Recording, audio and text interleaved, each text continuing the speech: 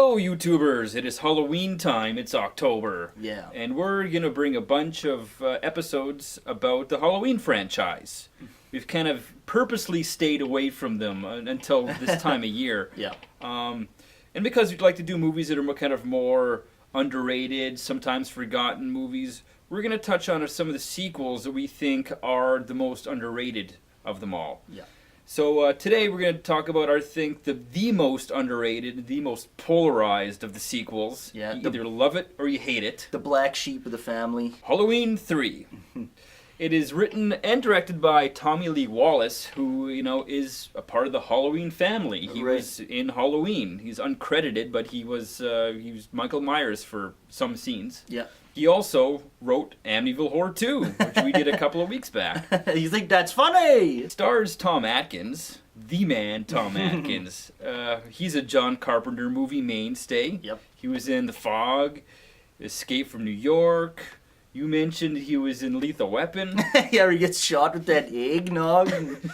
Also starring is Stacy Nielkin. And the main bad guy in this is played by Dan O'Herlihy. He is in The Last Starfighter, one of my favorite movies as a kid growing up in the 80s. The movie starts out with a wicked chase scene. I love the opening sequence of this because it just grips you right in. Yeah. Right? The music's intense, very John Carpenter. And it starts out with this man being chased by men in gray suits that are driving, and they're trying to, I guess, chase him down. He's clutching a Halloween mask. He gets away, and he makes his way to a gas station. This damn commercial is on, which the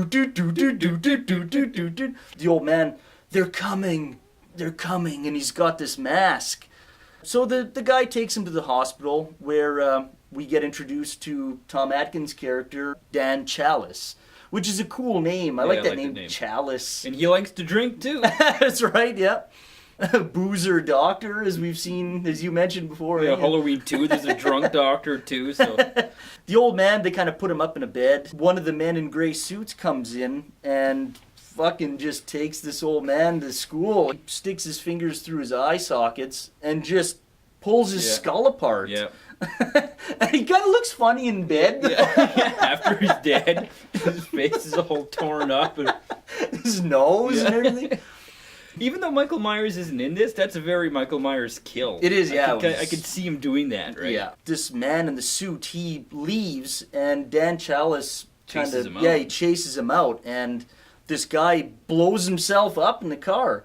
And when we were kids, we always kind of... That scene kind of got to me. Yeah. Because it's because the guy's so emotionless. Right. He's pouring the gasoline on his face. And just boom. Ellie, she comes to identify the body. She ends up running into more questions than anything. Dan Chalice doesn't know what's going on either. He's like, your dad came in hysterical, clutching a Halloween mask. Yeah. I don't know what the hell is going on. They go back to her dad's store. They find some old receipts, and the last place that he visited was a town called Santa Mira. Which is the hometown of the Silver Shamrock factory. Novelties, yeah. He had plans with his kids, and he's got to break them. Grabs a 6-pack of beer, and they travel on to Santa Mira. The town is very weird and ominous. The streets are empty. Yeah, it's weird, but there's cameras everywhere. You can see them littered. They pull into a hotel, and he finds out that the old man stayed there. He runs into a woman, Marge Gutman, because she runs a store. They got her order all screwed up. Up pull the Cutfurs. Super, used car salesman type character. Yeah, and he's all hokey. This place is a zoo. It's getting late, and I can use a drink. Which I think we've all been there. So Dan Chalice goes and gets his drink and runs into this creepy bum. Saw that bottle in your hand and thought it looked pretty heavy. And he starts talking about all the weirdness that happens in the town, in the factory. Of course, Tom Atkins being the hunk that he is. It's the mustache, Yeah, it's the mustache. But it's hilarious because he always gets with all the young chicks in the movies. He all gets They're with her. half his age. But he gets with Ellie, good for him. Tom Atkins, you're the man. Marge is playing with the mask. The logo came off. Just kind of picking away at it with a bobby pin or something. And she hits something, and this laser shoots out of it into her face and just destroys her face. Yeah. And that scene is it's pretty horrifying. Yeah, and it's creepy because like bugs come out, you know, and the aftermath of her face afterwards, it looks great, and it's terrifying. It's like if you're a kid, man, you see that in your sleep, you wake up screaming. Yep. So the next day, they're posing as husband and wife, make a purchase for these masks. They're the biggest selling masks, that year for Halloween. So they go on the tour, and you kind of learn throughout this tour, Cochran is very influential in the whole novelty type scene. Yeah. He's been around for ages. He's kind of invented all these cool little things, trinkets and he stuff. Started it, He started it, and he's kind of a mysterious guy. At the end of the tour, when they're leaving, they see her dad's car parked in one of these little parking spaces, like a garage. Yeah. She runs in to go take a closer look, and right away, one of those Kraftwerk-looking guys, those suit guys, stops her, right? And Dan goes to go call the cops or authorities, let them know they found the car, and he can't get a hold of anybody. And while he's using the phone, the guys in the suits, they kidnap Ellie. Now he's got to go get her back. Right. So he breaks into the factory. He has a pretty good fight scene with one of those suit guys. Yeah, he kind of holds his own a bit. Yeah, a bit. And you find out what these suit guys are all about, why they're kind of so emotionless and able to kill themselves like that if need be. Then he's captured. The Cutfer family has been invited to a special viewing of this commercial. While Cochran is making Dan watch this on like a TV screen.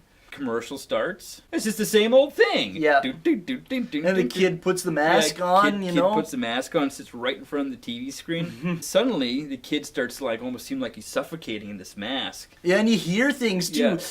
Yeah. It's like the mask kind of almost starts melting. Yeah. And then he kind of keels over, and all these bugs and shit start coming out of the mask, and the big snake comes out of his mouth, and that. As a grown man still, knowing that that's a dummy, it's not a real person, I kind of still just the look of the snake coming out. Yeah. Cochran plans on airing this on TV on Halloween night, and it's the hottest selling mask. All the kids got them. Yep. They've all been told throughout the commercials to be home at this specific time. The big giveaway. Yeah, the big giveaway. We love this movie. But we love it now, and we didn't like it as kids. No, because Michael Myers wasn't in it. You were disappointed when you rented it. And if you read the back of the VHS when you were a kid, which we never did. It's not Halloween 3, take it home. But if you read, you'd know Michael Myers wasn't in it. But you still had that kind of hope. You still kind of still clung. Yeah. Once you get about halfway through, you're like, nah, it's not going to Yeah, exactly. He's going to show up somewhere, right? Yeah. Nah, he never does. So we never liked it. It was supposed to take the franchise in a different direction. It wasn't supposed to be Michael Myers. It was supposed to be a different movie about Halloween every Halloween. That's right. Going in already knowing that Michael Myers isn't in it, giving it a second chance, you realize how damn good this movie is. Yeah, exactly. It's got excellent pacing. Yeah. The music by John Carpenter and Alan Howarth is amazing. Yeah. It's one of my favorite horror movie scores. Yeah, I think, and I think one of their best that they've done. And if you've been watching our channel, you pick up that our theme song is pretty close to the Halloween 3 music. And the story for this movie is super cool. It's a super original story. It's very evil. Very evil. And it has to do with Halloween. It's about Halloween. Yep. It's Season of the Witch doesn't really make much sense, like the fact that it's called Season of the Witch, what does that mean? The pacing of this movie is great, it does a good job of, right off that first scene when he's being chased, what's going on? What is this mask? Yeah, you want these mysteries to be solved, and you're interested in it. Yeah. And even the opening credits are wicked in this, because it ties directly into the movie. Yeah, with the computer-generated pumpkin, you slowly watch it being kind of pieced together. Yeah. Ding, ding, ding, ding, ding, ding, ding, ding, ding, ding. And then it's like a strobe too, right? Also, it ties into the other two movies because it's a pumpkin in the beginning. Yeah, right. The other two movies start off with a pumpkin. Yeah, effects in this movie are really good. Oh yeah, practical the effects are great. Like we mentioned, Marge's face after she gets shot with the laser. It looks great. Yeah, the little Cutfer kid, Yeah. Like, man, oh man, like his mouth when it opens up and that snake comes out, it looks so real. Yeah. You know, and it's like you're saying, it's like, ooh, it gives you chills. And it has one of the best cliffhanger type endings. Oh, for sure. I'd say in horror history, it's the ending of this movie is amazing. Exactly, and the thing is, it's not a happy ending at all. Yeah. I think it's probably one of the best John Carpenter movies that he never directed. Yeah. It still feels like a John Carpenter movie. Like, Tommy Lee Wallace did an amazing job of keeping the atmosphere and tone from, like, Halloween 2 kind of continued through to Halloween 3, even though it's a completely different story. Yeah. Nothing to do with Michael Myers at all. But it still feels like has an atmosphere of a John Carpenter movie. Yeah, and you know, not once does this movie ever stray from the point either. You know, like there's no silliness to it. You know, that kind of takes you out. Yeah. You're enthralled right from the beginning, and you stay in the movie. Yes, so check it out if you haven't watched it. If you watched it when you were younger and kind of threw it away like we did, and you kind of stayed away from it for some reason, please give it a second viewing, especially in October and Halloween time. It does deserve it, definitely. And happy Halloween. Do, do, do, do, do, do.